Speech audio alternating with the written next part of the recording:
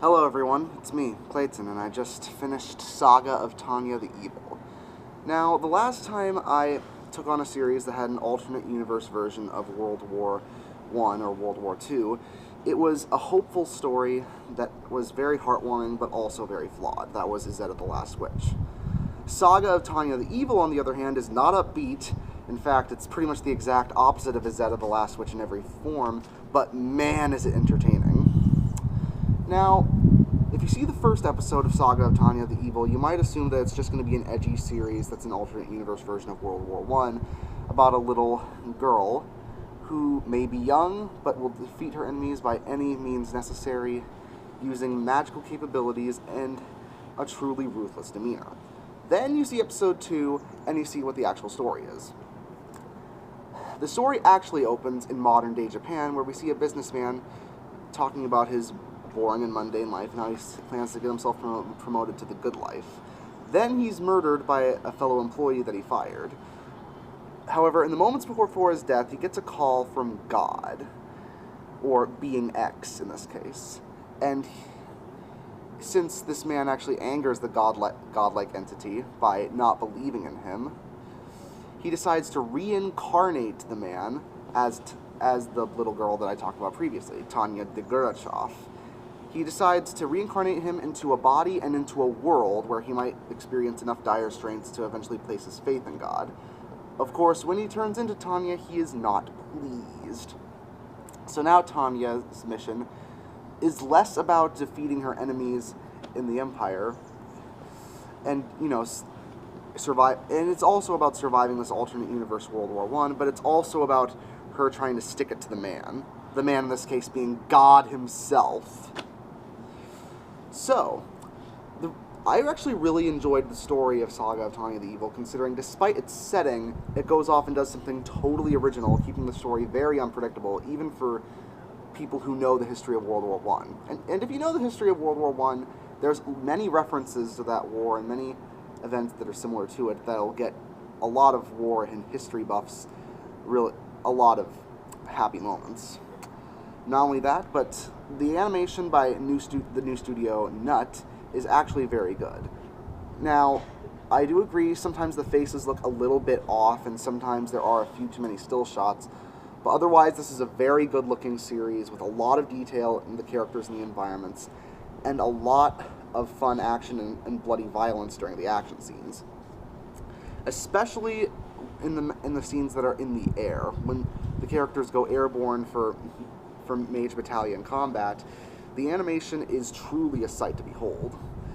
And it lets us know that if Studio Nut continues doing what they're doing, I bet they can make the next great action series if they get a good enough license. Now, for the characters, Tanya de Gurachov is not very likable, but she is very interesting. She was cold and ruthless in her previous life as a Japanese businessman, but now that she's a cold-hearted blonde girl in World War I, she's actually pretty interesting, considering you don't usually see this amount of aggression or this amount of psychopathic rage from someone that young. She's ruthless and vicious, but she's also intelligent and well-spoken.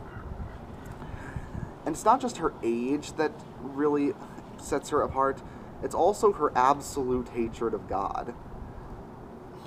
Speaking of which, Being X is a very interesting interpretation of God. Whether or not you believe in God or not, I do like the fact that Being X decides to tweak rules for the sake of just pounding Tanya and just trying to get her to believe in him.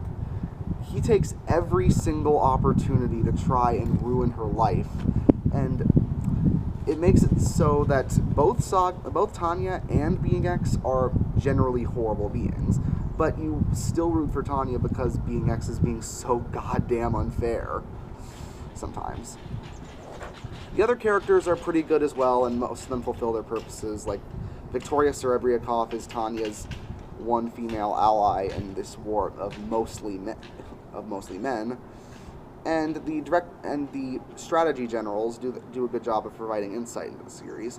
The voice acting for both the English dub and the Japanese version are both great. And to the point where I actually don't know if I prefer Monica Rial's version of Tanya or Aoi Yuki's version of Tanya, because while Aoi Yuki sounds more like a little child, Monica really lets loose on Tanya's psychopathy and intelligence. I almost want to consider it a tie because they're both very, very good. So whether you want to see it on the English dubbed version or the subbed version, they're both very good.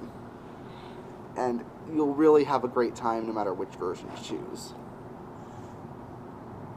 The music is also something that needs to be pointed out, because both the opening and ending themes are very catchy and very intense, with Jingo Jangle and as the opening theme, really hyping you up for the action in the episode, and the ending Los Los Los, pretty much showing off every bit of Aoyuki's singing capabilities and her ability to be a psychopath in her characters.